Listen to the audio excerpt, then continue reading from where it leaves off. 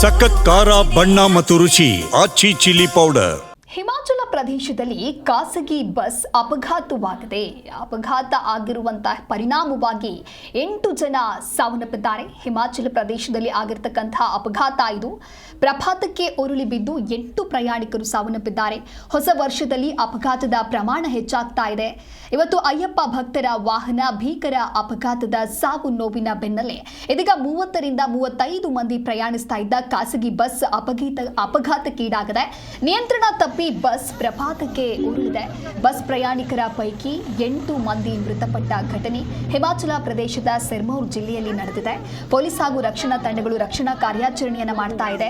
ಮೂಲಗಳ ಪ್ರಕಾರ ಬಹುತೇಕ ಪ್ರಯಾಣಿಕರು ಗಂಭೀರವಾಗಿ ಗಾಯಗೊಂಡಿದ್ದಾರೆ. ಸಾವಿನ ಸಂಖ್ಯೆ ಮತ್ತಷ್ಟು ಹೆಚ್ಚಾಗುವಂತ ಸಾಧ್ಯತೆಗಳಿದೆ. ಹಿಮಾಚಲ ಪ್ರದೇಶ ಪರ್ವತ ಶಿಖರಗಳ ರಾಜ್ಯ. ಇಲ್ಲಿ ಬಸ್ ಸೇರಿದಂತೆ ರಸ್ತೆ ಪ್ರಯಾಣ ಅತ್ಯಂತ ಸವಾಲು. ಒಂದು ಕಡೆ ದಟ್ಟವಾದಂತ ಮಂಜು, ಮತ್ತೊಂದು ಕಡೆ ಕಡಿದಾದ ರಸ್ತೆಗಳಿಂದ ಪ್ರಯಾಣ ಮಾಡೋದೇ ಇಲ್ಲಿ ಚಾಲೆಂಜ್. ಇನ್ನು ಕುಪ್ವಿಯಿಂದ ಶಿಮ್ಲಾಗೆ ಪ್ರಯಾಣಿಕರನ್ನ ಹೊತ್ತು ಸಾಕ್ತಾ ಇದ್ದಂತ ಖಾಸಗಿ ಬಸ್ ಇದು ಪ್ರಪಾತಕ್ಕೆ ಉರುಳಿ ಬಿದ್ದಿದೆ. ಇದರ ಪರಿಣಾಮ ಘನಘೋರವಾದಂತಹ ಅಪಘಾತವೇ ಸಂಭವಿಸಿದೆ. ಬಸ್ ಪ್ರಪಾತಕ್ಕೆ ಉರುಳಿದ ಮಾಹಿತಿ ಸಿಗ್ತಾ ಇದ್ದಂತೆ ಸ್ಥಳೀಯರು ಅಲ್ಲಿದ್ದವರ ನೆರವಿಗೆ ಧಾವಿಸಿದ್ದಾರೆ. ಇದೇ ವೇಳೆ ಪೊಲೀಸರಿಗೂ ಕೂಡ ಮಾಹಿತಿ ಹೋಗಿದೆ. ಸಿರ್ಮೌರ್ ಪೊಲೀಸ್ ಎಸ್ಪಿ ನಿಶ್ಚಿತ್ ಸಿಂಗ್ ನೇಗೆ ಸೇರಿದಂತೆ ಪೊಲೀಸರು ಸ್ಥಳಕ್ಕೆ ಧಾವಿಸಿದ್ದಾರೆ.